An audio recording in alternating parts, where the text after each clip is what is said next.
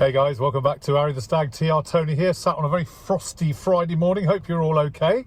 Some really good news this week. Thank you for all your feedback on the mysterious knob that we saw on Eddie The Ess last week. You may remember we went out for an inaugural drive out in the car, and that was fantastic. And we were totally confused as to what that funny looking knob was in the center console.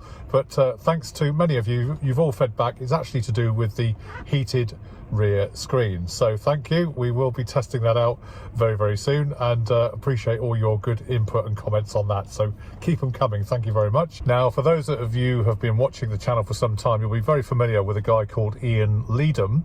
Now, Ian Leadham, we filmed back at Silverstone a few years ago in the summertime, and we looked at his wonderful red stag. And if you want to see that film, then go to the end of this video, click the icon at the back end, and you'll be able to watch it there and then, and an in-depth review of his car. But big red letter day last weekend. Ian Leadham finally completed his southwest coast path walk, and I think the weather was pretty crummy by the time he finished on the Sunday. Saturday was really beautiful. Unfortunately, we couldn't get to be with him on the final push, but it finished at Studland, down near us in Poole in Dorset, and I think it's about 500 odd miles from Bristol all the way down to Land's End, right the way back to Bournemouth and Poole. And so well done, Ian. Fantastic achievement, and a brilliant car, by the way, too, as well. So a great fan of Arry The Stag. Well done.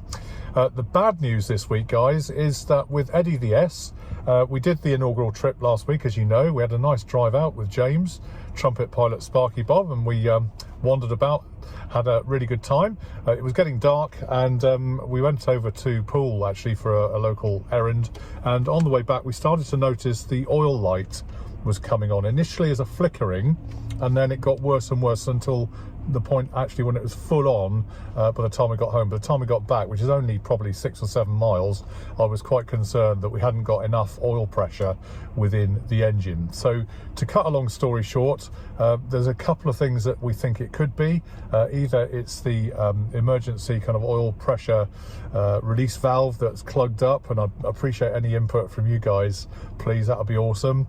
Or we've got a more serious problem, which is the oil pump itself, which, if you know the inline 6 on the Eddie, the 2500's engine, the oil pump's actually in the sump there. So we've got to get the sump off and probably the engine back up, if not out, to resolve the issue, which is, I think, is what's happening. So it's staying on and not going off. So clearly we need to sort that, because obviously that will be catastrophic for the engine. We don't want any more problems like we had before with the car. So it's gone back to Alan's for now. I'll keep you posted with developments and bring you up to date. But if anybody's got any ideas on why that would be so, it's an oil light that initially flickers and within a mile comes on full now. So it's got plenty of oil in it, checked all that, and so we're putting it down to oil pressure or oil getting around the engine, and that really seems to be the problem with Eddie right now. I'm sure we can resolve it.